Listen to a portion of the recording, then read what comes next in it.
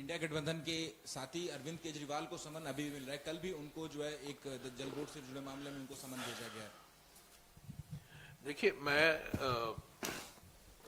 किसी एक व्यक्ति के बारे में नहीं कहूंगा, पर मैं जरूर कहूंगा कि ईडी का पूरा दुरुपयोग किया गया है पिछले 4-5 सालों से। सभी विपक्ष की पार्टियों के नेताओं को निशाना बनाया गया है। बार बार ईडी की धमकी दी जा रही है। आम आदमी पार्टी के 2 नेता अभी भी जेल में, 3 मेरे ख्याल में, तीन अभी भी जेल में है। हाँ, तो ये नोटिस दिया गया है।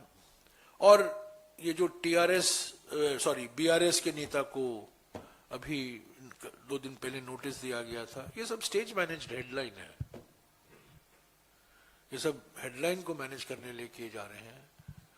पर जहां उनको चुनावी खतरा दिखता है, वो ईडी, सीबीआई और इनकम टैक्स, ये 3 संस्थाएं हैं जो कानून के प्रकार से चलना है, उनको स्टैट्यूटरी संस्थाएं हैं, उनके लिए कानून बनाया गया है। पर ये अफसोस की बात है कि सिर्फ प्रधानमंत्री और गृह मंत्री के इशारे पर ये काम करते हैं। ये बीजेपी के फ्रंटल ऑर्गेनाइजेशन बन गए हैं बस। सर, हाँ जी, अभी हाँ जी। क्योंकि 7 चरणों में लोकसभा चुनाव होना है, कल ऐलान हो गया।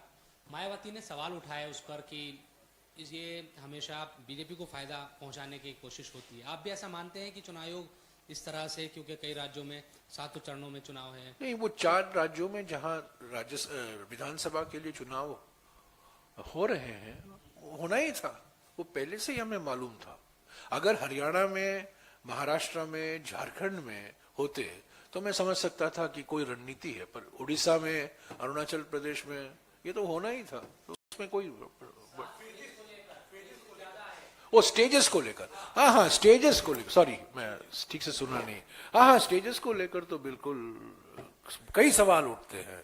पश्चिम बंगाल के संदर्भ में सवाल उठते हैं, उत्तर प्रदेश के सवाल में उठते हैं, बिहार के संदर्भ में सवाल उठते हैं। मुझे ऐसा दिखता है, जब ये जो आप पैटर्न देखते हैं 7 स्टेज, ये ऐसा किया गया है कि प्रधानमंत्री को ज्यादा से ज्यादा मौका मिले प्रचार करने के लिए, ऐसा ही है। इसमें तो मुझे कोई लॉजिक नहीं दिखता। Sir, Vaibhav from India daily live. आपने वीवीपैट की बात करी कि 10 महीनों से समय हम मांग रहे हैं, तो सिर्फ वीवीपैट की आपकी मांग है कि या ईवीएम पे जो छेड़खानी का आरोप अब तक विपक्ष लगाता है? क्योंकि ईवीएम पर सर जो चुनाव आयोग है, ना सिर्फ दिल्ली में बल्कि देश भर में एक कैंपेन चलाकर लोगों को बता रहा है कि इसमें छेड़खानी संभव नहीं है। देखिए, पहले कई लोग मानते हैं कि हमें ईवीएम के खिलाफ होना चाहिए, ये स्टैंड नहीं है। 19 दिसंबर 2023 को जब इंडिया गठबंधन की बैठक हुई नई दिल्ली में, इस पर बात हुई और सभी ने ये कहा कि हमें ये नहीं कहना चाहिए कि हम ईवीएम के खिलाफ है, इलेक्ट्रॉनिक वोटिंग मशीन के खिलाफ है, हम इलेक्ट्रॉनिक वोटिंग मैनिपुलेशन के खिलाफ है। ईवीएम के तो बड़ी भाषाएं हो सकती है, ईवीएम इलेक्ट्रॉनिक वोटिंग मशीन हो सकता है और ईवीएम इलेक्ट्रॉनिक वोटिंग मैनिपुलेशन भी हो सकता है। मैनिपुलेशन के खिलाफ है। और कई ऐसे मिसाल, कई लोगों का अनुभव है, कई अलग अलग पार्टियों के नेताओं से अगर आप बात करेंगे, वही कह रहे हैं कि ये मैनिपुलेशन का खतरा है और मैनिपुलेशन किया गया है। तो इसके लिए सुप्रीम कोर्ट ने भी कहा था कि नहीं पारित नहीं, वीवीपैट उन्होंने कहा था, वीवीपैट कहा था, हाँ वीवीपैट कहा था, उन्होंने वीवीपैट से नहीं इनकार किया।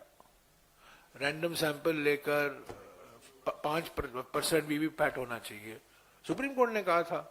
तो हम चाहते हैं 100% कीजिए, क्या है उसमें? आप ईवीएम इलेक्ट्रॉनिक वोटिंग मशीन का इस्तेमाल कीजिए, पर वीवीपैट भी हो। हम नहीं कह रहे हैं कि पेपर बैलेट में वापस जाइए, हम कह रहे हैं ईवीएम इस्तेमाल कीजिए, पर 100% वीवीपैट हो, ताकि जो मतदाता हैं उनको थोड़ा विश्वास हो। कई लोगों में विश्वास नहीं है। मैं गया था मध्य प्रदेश में, राजस्थान में, कई ऐसे इलाके हैं जहां कांग्रेस पार्टी 20,000, 25,000, 30,000 के मार्जिन से जीत रही है, अभी 3,000 4,000 मार्जिन से हार रही है। बिल्कुल असंभव है। नहीं, परसेप्शन है, हमने तो एविडेंस दिया है, एक मोटा सा हमने दस्तावेज तैयार किया है जो हमने इलेक्शन कमीशन को भेजा है, और हमने मांग की कि 10-15 मिनट के लिए आप मिल लीजिए। उसमें क्या हर्ज है, आप बताइए।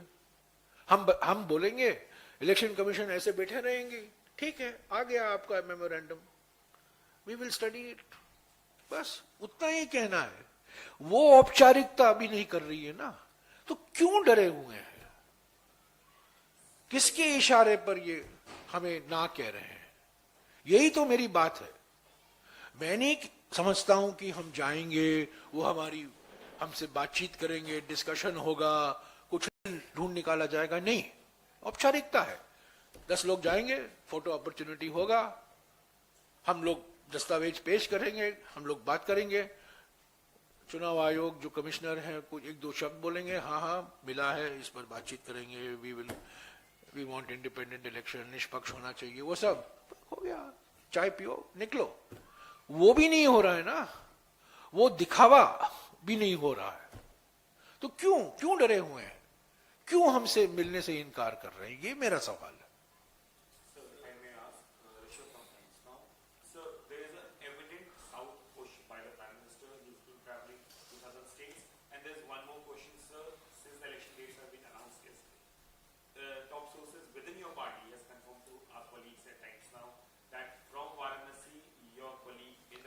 मैं अफवाहें और फेक न्यूज पर टिप्पणी नहीं करूंगा।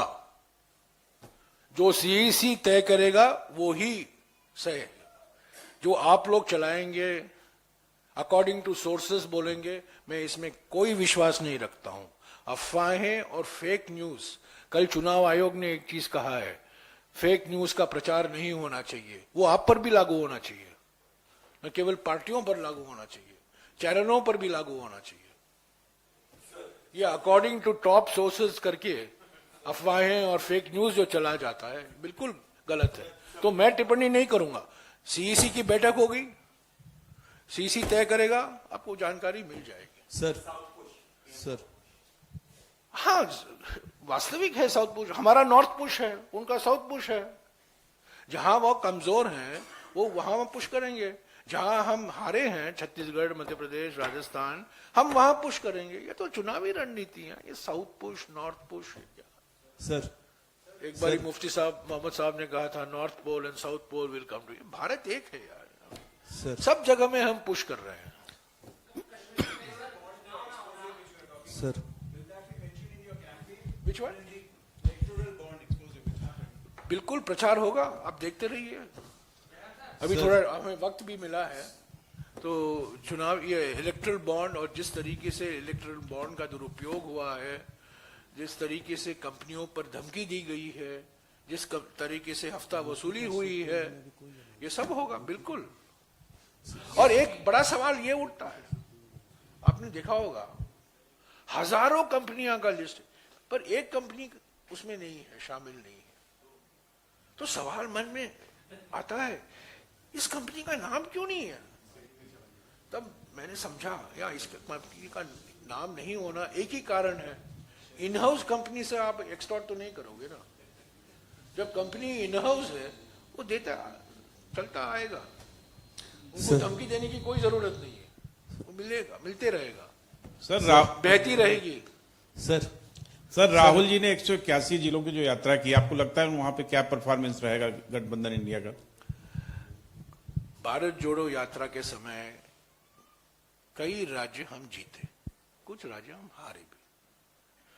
राजस्थान हमारे, मध्य प्रदेश हमारे, कर्नाटक हम जीते, तेलंगाना हम जीते, हिमाचल प्रदेश हम जीते। तो ये कहना कि यात्रा यहां से गया और इसका चुनावी ये असर हुआ, बड़ा मुश्किल है।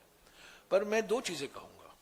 एक, हमारे संगठन में उत्साह आई है, हमारे संगठन में कार्यकर्ता निकले हैं।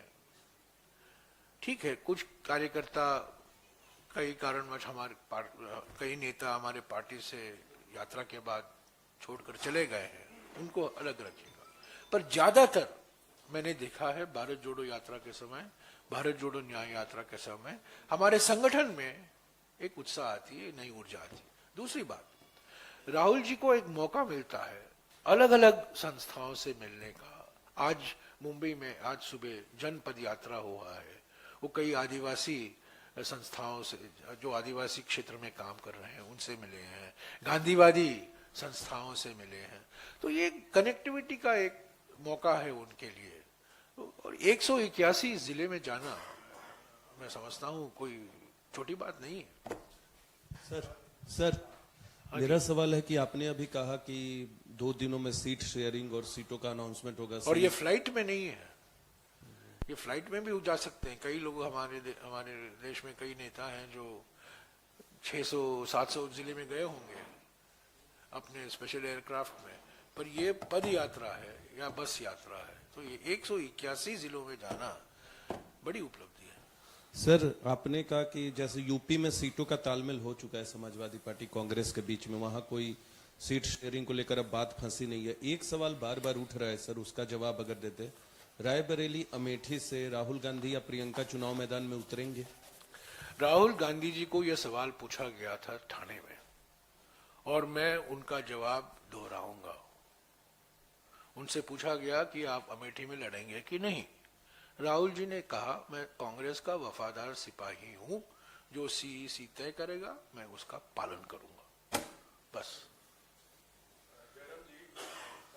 ये उनके शब्द हैं।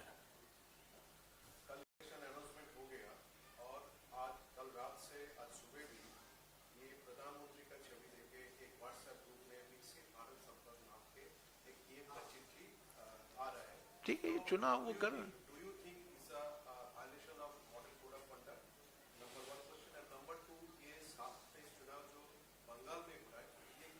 मैंने आपको कहा ना, 7 फेज जो होना बिल्कुल ये एक रास्ता है प्रधानमंत्री को और सभी सीटों में प्रचार करने के लिए। तो ये पश्चिम बंगाल में 7 फेज का होना बिल्कुल, इस पर कई सवाल उठते हैं, पर ये तय हो गया है अभी। ये model code of conduct social media पर भी लागू होना चाहिए, पर कैसे आप मॉनिटर करोगे? नोटिफिकेशन के बाद ये व्हाट्सएप मैसेजेस आए हैं, आप क्या करोगे? मीडिया पर तो आप लागू कर सकते हैं, पॉलिटिकल पार्टी पर आप लागू कर सकते हैं, सरकार पर लागू कर सकते हैं। नहीं, उसमें लिखा है कि गवर्नमेंट हाँ, हमने तो प्रोटेस्ट किया है। हम इलेक्शन कमीशन को तो हमने पहले ही शिकायत की थी, अभी देखिए क्या होता है। ओके।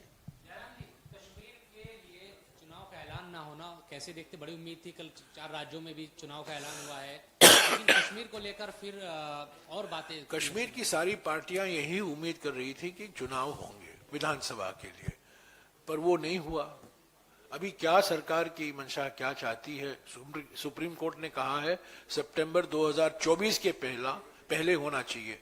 अभी देखते रहिए क्या होगा। पर ये मैं जरूर कहूंगा कि कांग्रेस पार्टी और सभी पार्टियां जम्मू और कश्मीर में एक आवाज से हम कहकर आ रहे हैं कि पूरा स्टेट दर्जा देना वापस लौटाना जरूरी है और विधानसभा के चुनाव करना।